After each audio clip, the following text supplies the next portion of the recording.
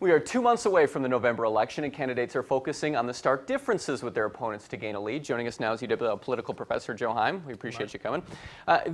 Politicians don't seem to agree on almost anything, but how important is really focusing on the differences going to be in these next 2 months? Well, it may make a difference to that 3 to 5, 7% that are still undecided yet, but in Wisconsin, for the governor's race especially, I'd say 85 to 90, 95% of the people have already decided. It doesn't seem to matter.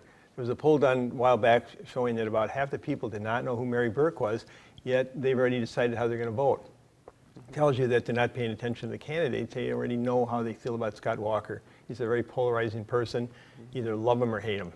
So what are we going to see candidates doing in these next 2 months just to get those 4, 5, 6%? Well, they do try to differentiate themselves from the other person. And one of the things that is very commonly done nowadays is some opposition research, find out some bad stuff about your opponent, and basically try to spread that out.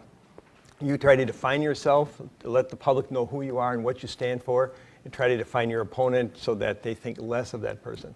We've been hearing nothing but jobs when it comes to the governor's race. For all summer long, the topic has been jobs. Is that working? Are we going to keep hearing that through November, or are they going to switch to different topics? It seems to be working somewhat because it's such a big topic and people understand it. You know, some of these topics, school choice, for example, or some of the education stuff, it just goes over people's heads. But this one, 250,000 people understand it.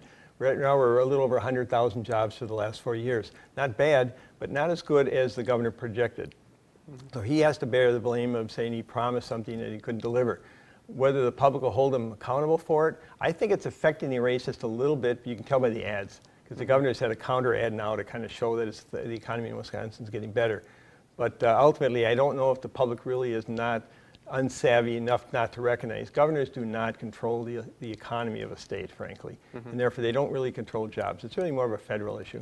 When you're talking about sticking to topics or numbers like the 250,000 that people can understand, Common Core is a controversial educational system here in Wisconsin. Is that going to come up in this race in the last 2 months? It has come up already, and it's pretty clear that they have different opinions on it. Mary Burke is for Common Core. The governor is basically he's against it, but he hasn't said much about it.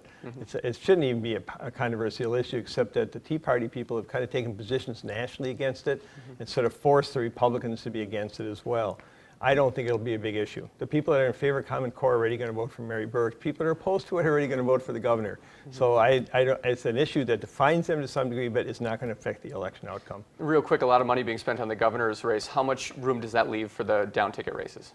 Not as much as they'd like.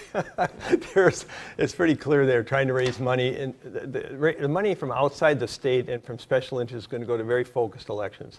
So you may raise 50,000, 60,000, but if somebody thinks your race is important, money is going to flow into your district regardless. All right, Joe, thank you so much for the knowledge. My pleasure.